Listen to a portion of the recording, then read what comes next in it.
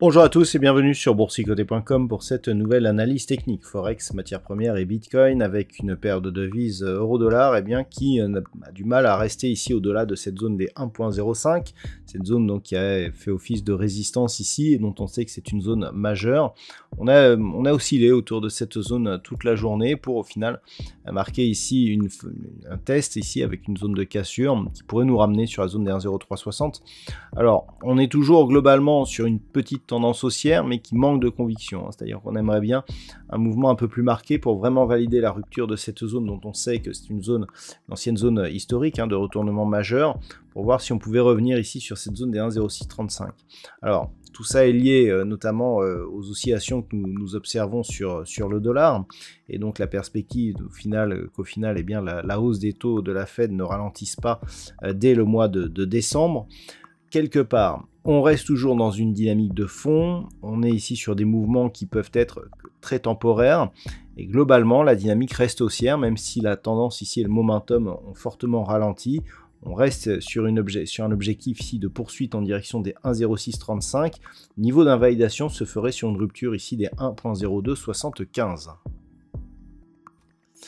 Sur la paire de devises livre sterling contre dollar américain, c'est assez flou, mais ça reste haussier. C'est-à-dire que là aussi, on a tenté un débordement des 1,2270. Au final, les cours sont revenus ici sous cette zone qui a d'ailleurs agi comme niveau de résistance.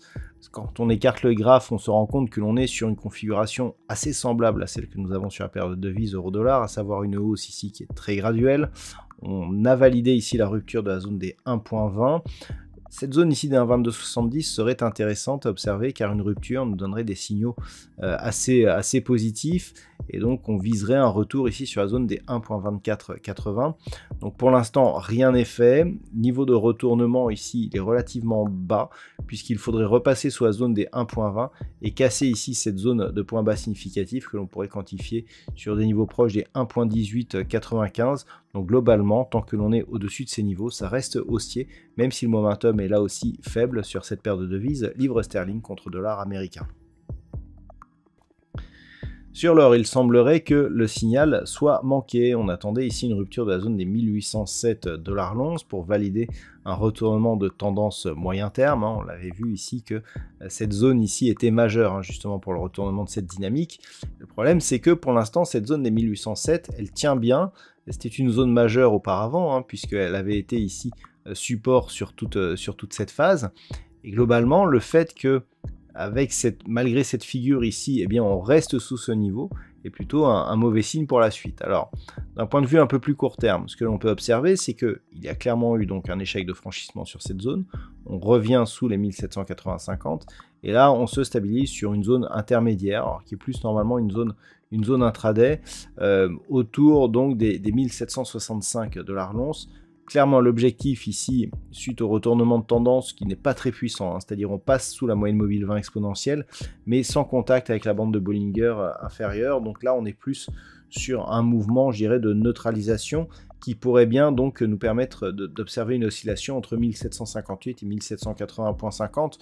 Donc globalement, sur cet horizon de temps, on reste ici sur une progression qui, après avoir connu une résistance, se transforme en support. Par contre, si on observait une rupture des 1758 $ l'once, là clairement on serait sur un vrai signal de retournement au niveau de la tendance de fond. Au niveau du WTI, on en parlait hier encore, je vous ai indiqué que nous étions toujours dans un range, ici entre 75 et 93,50, mais que sous 84, on était dans la zone d'alerte baissière. Le fait que l'on ait eu ici ces attaques sur la zone des 75, un rebond qui n'est pas parvenu à dépasser les 84 $ le baril, la moyenne mobile 20 exponentielle, nous indiquait un possible retour rapide ici sur la zone des 75 $ le baril. C'est exactement ce que nous avons eu. Après le premier test ici que nous avons connu sur cette première accélération, on revient ici de manière un peu plus forte.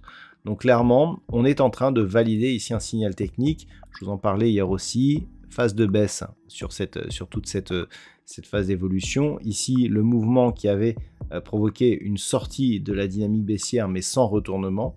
On s'était neutralisé, donc range de neutralisation avec cette zone de support et donc cette zone de résistance. On a oscillé, on est parti dans la partie inférieure, test des 75, retest, rebond technique ici qui ne permet pas de valider une reprise haussière, et donc on casse la zone des 75 $ le baril. Donc on est ici dans un signal de continuité.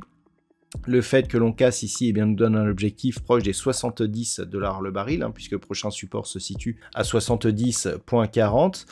Par contre, par rapport ici à la suite de la tendance, on attendait ici un éventuel retournement. Le fait que eh bien, le pétrole ne parvienne pas à se retourner montre qu'il y a encore des inquiétudes par rapport à une reprise donc de la production, mais aussi de la consommation. Et clairement, cela va dans le sens aussi des inquiétudes que nous avons aussi actuellement sur les indices américains. Donc 74 à surveiller ici cette zone des 75 $ le baril, et si on persiste à évoluer sous ce niveau, eh bien l'objectif se situe à 70,40 $ le baril. Et enfin, sur le Bitcoin, eh bien, nous sommes ici toujours dans une phase de neutralisation, très peu de volatilité actuellement, aucun rebond technique. Quand les indices montent, on ne bouge plus, quand les indices descendent, on ne bouge plus non plus. Donc il semble que l'on soit dans une phase de neutralité. Par rapport à la dynamique baissière, eh bien, on est sur le retracement à 23,6% de Fibonacci, pas de contact ici avec la zone des 38,2. Ce n'est que sur rupture de cette zone des 38,2 que l'on pourrait commencer à trouver des signaux d'affaiblissement de cette impulsion baissière. Cette zone correspond peu ou prou à un niveau de support que nous avions auparavant proche des 18 000 $ pour un Bitcoin. On le voit ici sur cette illustration. Donc c'est vraiment ici la zone 17 700, 18 000 $ pour un Bitcoin qui, en cas de cassure, nous donnera un signal eh bien, d'un possible retournement. Mais globalement, tant que l'on est au minimum sous la zone des 18 000 $ pour un Bitcoin, eh bien, la dynamique et la pression restent fortement baissières. Voilà donc ce que l'on peut dire sur l'analyse technique de ces principaux actifs Forex, matières premières et crypto-monnaies. Je vous souhaite de passer une très bonne soirée. On se retrouve dès demain pour d'autres analyses techniques, toujours sur le site boursicoté.com.